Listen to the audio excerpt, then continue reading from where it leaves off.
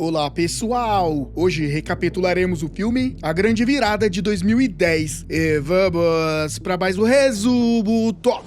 A história começa na GTX, uma gigante da tecnologia que domina diversos mercados, mas nem todo dia é dia de vitória, e aquele era um dia de tensão. Logo pela manhã, Bob chegou ao escritório e foi informado por sua assistente que Sally o aguardava na sala de conferências. Antes de ir até lá, ele passou pela equipe e sentiu o peso no ar. Ninguém falava, ninguém sorria. Ele perguntou em tom irônico se alguém havia morrido. Connie respondeu que a divisão de dispositivos móveis em Newport News havia sido encerrada, ou que, em outras palavras, significava o início de uma onda de demissões. Sem perder tempo, Bob seguiu até Sally. Lá, ela o apresentou a Dick Ladder, do setor jurídico. Ladder foi direto ao ponto. A empresa havia mudado de foco e, após 12 anos de serviços, Bob estava fora. Um pacote de desligamento foi oferecido como consolo. De executivo milionário a desempregado em poucos minutos. Nem mesmo um dos nomes mais respeitados da firma escapou da guilhotina corporativa. Bob começou a juntar seus pertences e seu colega Phil passou em sua sala. Bob perguntou se Phil havia sido demitido. Ele respondeu que ainda não e que passou o dia todo escondido com medo. Ao chegar em casa, ele fez o que muitos fariam em seu lugar. Abriu uma cerveja, grelhou um pedaço de carne e ficou em silêncio. Logo depois, Maggie, sua esposa, chegou e, visivelmente irritada, começou a reclamar da distância emocional dele no casamento. Bob a interrompeu com a verdade: havia perdido o emprego. Em outro lugar, Phil chegou em casa e perguntou à filha onde estava a mãe. A menina respondeu que ela tinha dor de cabeça e não quis almoçar. A filha comentou que havia decidido que o próximo destino da viagem seria a Itália. Phil respondeu com um sarcasmo contido: férias na Itália e talvez sem emprego quando voltar. Ao subir, encontrou a esposa apreensiva. Ela já havia ouvido rumores sobre a demissão e tinha medo que ele fosse mandado embora. Enquanto isso, Bob, Maggie e os filhos foram ao aniversário da cunhada, esposa de Jack, um sujeito vaidoso e cheio de si. Durante a festa, Bob fingiu que estava tudo bem, chegando até a elogiar a aniversariante, dizendo que ela parecia ter 21 anos. Bob claramente estava com medo de revelar que estava desempregado. Mais tarde, durante a premiação simbólica de Homem do Ano, Jim foi apresentado como um dos primeiros funcionários da GTX. No discurso, falou sobre os desafios enfrentados e elogiou James por transformar a empresa em um império. Fácil discursar sobre vitórias no palco, poucas horas depois de milhares serem dispensados. No dia seguinte, Bob participou de um curso de recolocação profissional. Ele e outros colegas demitidos da GTX conseguiram um emprego temporário lá, só que com uma remuneração simbólica, que não pagava nem a comida do mês, mas os preparava para o mercado de trabalho. Era basicamente um estágio. Enquanto isso, Jim e outros líderes da GTX discutiam a fusão entre a divisão bancária e ferroviária. O time se queixou da sobrecarga de serviços por terem menos funcionários, mas Jim foi direto: deveriam se considerar com sorte por ainda estarem empregados. Mais tarde, Bob e Jim almoçaram juntos. Jim perguntou da família e tentou aliviar o clima, mas deixou claro que a crise exigiu cortes, não havia sido decisão pessoal. Ele mencionou que havia falado com algumas empresas e citado o nome de Bob, na esperança de surgir uma vaga, mas Bob não aceitou bem. Para ele, aquilo soava mais como uma caridade do que amizade. Ao voltar para casa, Bob contou a Maggie que Jim estava tentando ajudá-lo, mas omitiu a verdadeira conversa. Ela, preocupada com as contas acumuladas, começou a cortar despesas, o Porsche, os cartões de crédito. Na casa de Jim, ele descansava no quintal quando sua esposa Cynthia chegou pedindo dinheiro para uma viagem e ainda sugeriu usar o jato da empresa. Jim, já irritado, respondeu que dessa vez iriam de voo comercial. A situação financeira também apertava por lá. Maggie, por sua vez, sugeriu vender a casa. Bob resistiu, dizendo que não era necessário ser tão drástica, mas ela insistiu. Já viviam uma vida que não podiam mais bancar. Sem muitas alternativas, Bob começou a participar de entrevistas de emprego, mas os cargos oferecidos estavam muito abaixo do antigo posto que ele exercia. A recruta ficou impressionada com seu currículo, mas oferecia um salário de $35 mil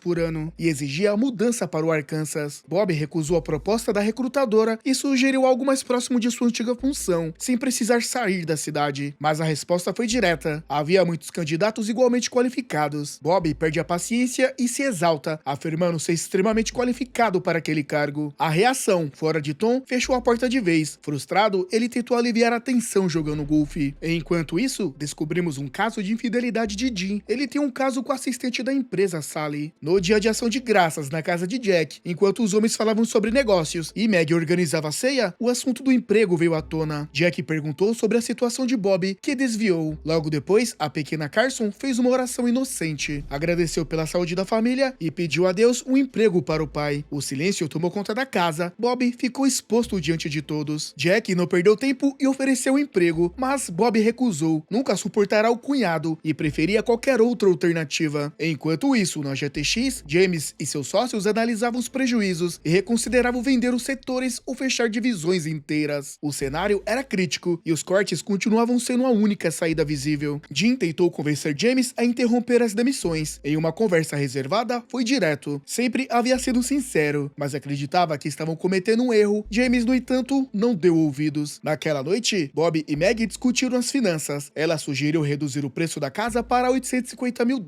o suficiente para comprar algo menor e ainda formar uma reserva. Do outro lado da cidade, Jim e Sally também conversavam na cama. Ele comentou sobre uma nova rodada de cortes. Sally confirmou que o número era assustador, 5.000 pessoas seriam dispensadas. No dia seguinte, Bob tentou relaxar no campo de golfe, mas foi expulso por inadimplência. Indignado, questionou o que estava acontecendo. Meg explicou que não tinha como pagar a mensalidade e pediu que ele deixasse o golfe de lado para procurar um trabalho de verdade. Mas Bob ainda insistia em manter as aparências, acreditando que o visual de um homem bem-sucedido poderia abrir portas. Meg o trouxe de volta à realidade e estavam chegando ao fundo do poço. Mais tarde, ela o encontrou separando objetos da casa para vender. Só então percebeu o quanto a situação era crítica. Bob, tentando manter a dignidade, lembrou que ainda eram uma família. Dias depois, assistiu sem reação enquanto seu carro era guinchado. Aquilo doía mais do que perder um bem material. Era ver sua identidade indo embora junto com o veículo. As más notícias se acumulavam. Phil foi demitido. Jim, que sempre parecia intocável, também entrou na lista. Phil ficou surpreso ao saber. Depois de mais de 3 décadas na empresa, os dois agora eram descartáveis. Pouco tempo depois, Phil começou a trabalhar na mesma firma temporária que Bob. Como ironia amarga, comentou que aquele era o lugar onde os velhos milionários iam para morrer. De volta à sua casa, Bob tentou renegociar a hipoteca, mas foi informado de que a execução era inevitável. Cansado e emocionalmente esgotado, recusou-se a levar o filho Dre à casa de um amigo. O garoto, entristecido, voltou em silêncio para o quarto. Meg então revelou que Dre havia vendido o próprio videogame e dado dinheiro a ela, porque eles não conseguiam mais pagar as contas. Nada era mais doloroso do que ver uma criança abrir mão do que amava para tentar ajudar os pais. Com o orgulho esmagado, Bob procurou Jack e pediu um emprego. Estava no limite. Jack aceitou e Bob começou no mesmo dia, carregando madeira em um canteiro de obras, mas nenhum terno e gravata poderia prepará-lo para o peso real daquele trabalho. Na hora do almoço, sentou-se sozinho, com as mãos feridas, sem rumo. Um colega se aproxima, comenta que as luvas novas causam bolhas e oferece as deles, usadas, que eram bem mais confortáveis, e também divide um sanduíche. Um gesto simples, mas que ensina mais que anos de escritório. Com o passar dos dias, Bob vai pegando o ritmo, mesmo com Jack zoando com aquele humor ácido típico do canteiro. Mas é nesse ambiente que nasce o respeito de verdade. No fim da semana, Jack entrega o pagamento. Tem 200 a mais aqui, observa Bob. Pode ser erro, fica com eles, responde Jack seco. Entre homens e se ajuda, sem discurso, só ação. Se conseguir bancar a casa, Bob volta a morar com os pais aos 37 anos. Um marco doloroso, o verdadeiro fundo do poço. No dia seguinte, Bob começava mais um dia no canteiro quando notou a ausência de Mike. Ao perguntar, foi informado de que ele havia sido preso, de novo, por agressão e comportamento desordeiro. Então, comentou com Jack: conheça alguém que pode trabalhar com você, mas que não seja tão... Antes que completasse, Danny já estava no canteiro. Outro executivo dispensado, agora com um martelo nas mãos. Enquanto isso, Jim vai a um bar e encontra Phil bebendo sozinho. Oferece uma carona, mas Phil recusa. Não quer que a esposa passe vergonha com os vizinhos. Mais tarde, Jim o vê do lado de fora da GTX, atirando pedras no prédio. Minha vida acabou e ninguém percebeu, grita Phil no escuro da noite. De volta em casa, Phil lava a louça, acende um cigarro que não fumava há anos, entra no carro, liga o motor e se despede em silêncio, sufocando com monóxido de carbono. Na manhã seguinte, Jim, Bob e outros colegas vão ao funeral. Um fim devastador, mas que infelizmente acontece com quem se sente invisível depois da queda. Após a cerimônia, Bob e Jim caminham juntos até o prédio onde tudo começou. Jim relembra os tempos bons, agora apagados. A esposa o deixou, Sally também iria. Já Bob ainda tinha Meg, sua base, sua força, mesmo que só agora ele reconhecesse isso. No dia seguinte, Jim volta a GTX e encara James. Quer saber por que ele não foi ao funeral. James responde que nem sabia que alguém da empresa tinha morrido. Foi naquele momento que Jim realmente enxergou quem James realmente era. Sem rodeios, afirmou que possuía documentos capazes de destruí-lo e estava disposto a ir para a prisão desde que levasse James junto. James reagiu com sarcasmo, sorrindo. Disse que suas ações valiam $600 milhões.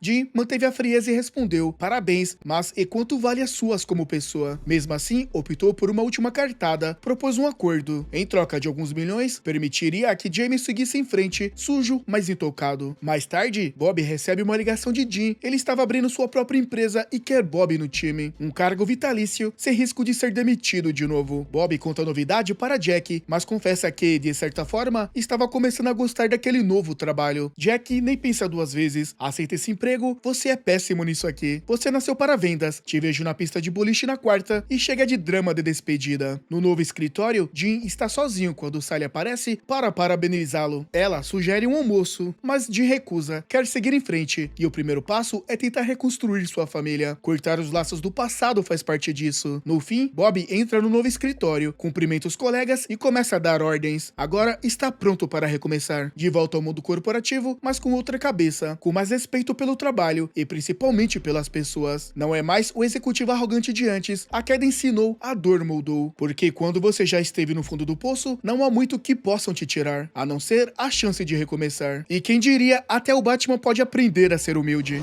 A moral da história nos mostra que mesmo os mais bem-sucedidos podem perder tudo de uma hora para outra. Mas o que realmente define uma pessoa não é o cargo, e sim como ela reage à queda. A verdadeira força está em recomeçar, com humildade, coragem e caráter. Dito isso, minha nota para o filme é 8 de 10. E galera, de 0 a 10, qual seria a sua nota para esse filme? E se você não gosta de comentar, deixa o like, principalmente você que chegou até aqui. Vou ficando por aqui e até a próxima.